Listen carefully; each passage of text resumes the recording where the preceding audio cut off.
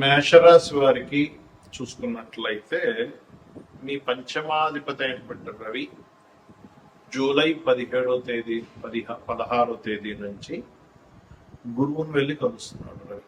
అయితే దానికంటే ముందు జూన్ 16 నుంచి మిథునంలోకి రావడము, దాని తర్వాత గురువుని వెళ్ళి కలవడం. ఎప్పుడైతే ఈ రవి గురువుల యొక్క కలయిక అనేటువంటిది చాలా గొప్ప యోగాన్ని ఇచ్చేటువంటిది, అది మీకు 4వ భావంలో కలుస్తుంది. దానికంటే ముందు బుధుడు వెళ్ళి కలుస్తున్నాడు, పంచమంలో కేతు ఉన్నాడు, ఏనాడు శని నడుస్తుంది, లాభంలో రాహువు, ధనస్థానంలో కుజుడు ఉన్నాడు. అయితే ఇవన్నీ అసలు ఎటువంటి ఫలితాలను ఇవ్వనున్నాయి? ప్రధానంగా ఈ యొక్క రవి గురువుల యొక్క కలయిక 4 రోజుల పాటు ఉంటుంది. జూలై 15 నుంచి 4 రోజుల పాటు. మరి ఈ యొక్క గ్రహ సంబంధం మూలంగా మీకు కలిగేటువంటి ఫలితాలు ఏమిటి? ఏ దేవతా ఆరాధన చేయాలి, ఎటువంటి విషయాల పట్ల మీరు జాగ్రత్త వహించాలి అనేటువంటి అంశం చెప్తుంది. నేనైనప్పటికీ చెప్పిస్తుంది సాక్షాత్ లలితా అమ్మవారిగా భావిస్తూ ఆ లలితాంబిక అమ్మవారి యొక్క అనుగ్రహం మీకు పరిపూర్ణంగా కలగాలని స్ఫూర్తిగా కోరుకుంటూ ఇక్కడ ఏంటంటే గమనించుకున్నట్లయితే 4వ భావం అనేటువంటిది పేరు ప్రఖ్యాతులు, అదేవిధంగా ఒక మనిషి యొక్క ఎడ్యుకేషన్ని, ప్రాపర్టీస్ని తెలిపేటువంటి యోగం. కాబట్టి మీకు ఈ జూలై 16, 17 తేదీల నుంచి ఒక 4 రోజుల పాటు, అంటే ఆగస్టు 16 తేదీ వరకు కూడా మీకు గొప్ప యోగం అనేటువంటిది ఏర్పడుతుంది. ఇందులో కొంత గురువు కూడా కంబస్ట్ అవుతున్నాడు మధ్యలో. దాదాపుగా ఒక 12-15 రోజుల పాటు గురువు కంబస్ట్ అవుతాడు. ఈ 4వ స్థానంలో ఉండేటువంటి ఈ గురు మౌఢ్యం ఏర్పడబోతుంది, ప్లస్ గురు రవుల యొక్క యోగం కూడా ఏర్పడుతుంది. అందుకు మీరు మౌఢ్యమి సమయంలో ప్రత్యేకంగా ఈ యొక్క మేషం వారు ప్రాపర్టీస్ కొనొద్దు. మౌఢ్యమికి ముందు, మౌఢ్యమి తర్వాత మంచిది మళ్ళీ ప్రాపర్టీస్ కొంటే.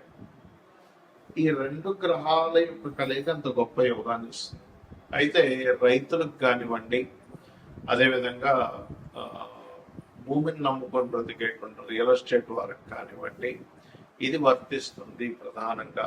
ఎందుకంటే మౌఢ్యం ఏర్పడుతున్నటువంటి కర్కాటక రాశి ఈ మీ మేషరాశి నుంచి 4వ భావం అవుతుంది. కాబట్టి ఆ సమయంలో గృహాలు కానీ, వాహనాలు కానీ, అదేవిధంగా ఏదైనా పొలానికి సంబంధించిన లీజులు తీసుకోవడం కానివ్వండి, ఏదైనా ఆఫీసు నిర్మించడం కానివ్వండి, ఆఫీస్ సంబంధించిన ఏదైనా వర్క్స్ చేసుకోవడం, ఇంట్లో ఉండేటువంటి కొన్ని మనం చేయించుకుంటూ ఉంటాం, కొన్ని వాస్తు మార్పులు, అటువంటి వాటికి పనికిరాదు, గుర్తుపెట్టుకోండి. మరి మీరు ఎటువంటి దేవతారాధన చూసుకున్నట్లయితే సుబ్రహ్మణ్యేశ్వర స్వామి యొక్క నామస్మరణ వల్ల మీకు ఫైనాన్షియల్గా మంచి గ్రోత్ ఉంటుంది.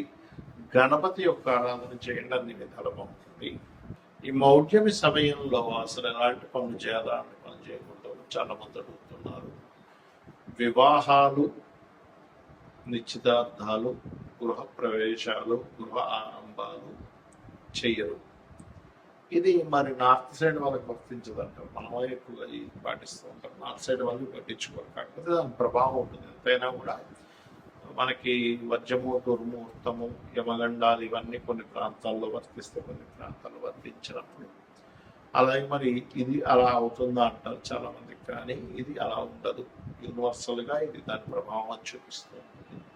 కాబట్టి నార్త్ వాళ్ళు కూడా ఇది పాటించాలి. వాళ్ళు పాటించట్లేదు కానీ పాటించాలి, అక్కడ నివసించే వాళ్ళు. ఎందుకంటే మనం చూడండి, ఇప్పుడు రాహుకాలం ఉంది, ఇక్కడ పాటిస్తున్నారు చాలా మంది. మీరు కనుక తమిళనాడులో కనుక నివాసం ఉన్నట్లయితే ఖచ్చితంగా రాహుకాలాన్ని అక్కడ పాటించాలి. ఇక్కడ ఉన్నప్పుడు వజ్రము, దుర్ముహూర్తము, అదేవిధంగా యమగండం పాటించాలి. కానీ ఈ మౌఢ్యమి సంబంధించినవి ప్రపంచం మొత్తం పాటించాలి. అయితే చాలా మంది ఈ మౌఢ్యంకి కొన్ని తెలియని కొన్ని ఎలా అంటే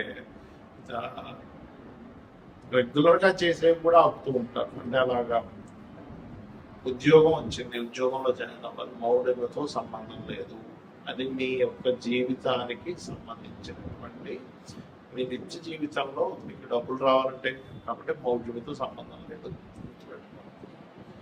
అలాగే రెంటిల్లు మారుతున్నారు, పెద్దగా సంబంధం ఉండదు మౌఢ్యంతో. కాకపోతే మౌఢ్యంలో అవాయిడ్ చేస్తే మంచిది, అంతేగాని పెద్ద దానిలో ఏదో వస్తుందని మాత్రం అనుకోకండి. అదేవిధంగా ఇంకొంతమంది కొన్ని మరమ్మతులు చేయించుకుంటూ ఉంటారు ఇంట్లో.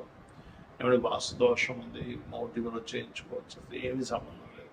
నువ్వు సెట్ చేసుకునే దానికి చేసుకోవచ్చు. ఎలా అయితే ఔషధ సేవన విషయంలో ఫలానా నక్షత్రాలు మంచిదని చెప్తాడు, కానీ నీకు అత్యవసరం ఉన్నప్పుడు ఒక వ్యక్తికి అత్త పొడి చేశాడు, బ్లడ్ వచ్చేస్తాము, ఇప్పుడు మౌఢ్యం ఉందండి, ఈరోజు ముహూర్తం ఉంది, వర్జ్యం ఉంది, లేకపోతే ఏమన్నా ఉంది, ఇప్పుడు హాస్పిటల్కి వెళ్ళకూడదంటే అలా యాక్సిడెంట్ అయింది, వెంటనే తీసుకెళ్ళి వాళ్ళు అతను రిపేర్ చేయించాలి. అత్యవసర వస్తువుల్లో ధర్మం ఎలా అంటే మీకు ఆపద్ధర్మాలు అనుకుని ఉంటాయి, అలాంటి సందర్భాల్లో ఈ మౌఢ్యం సంబంధం లేదు.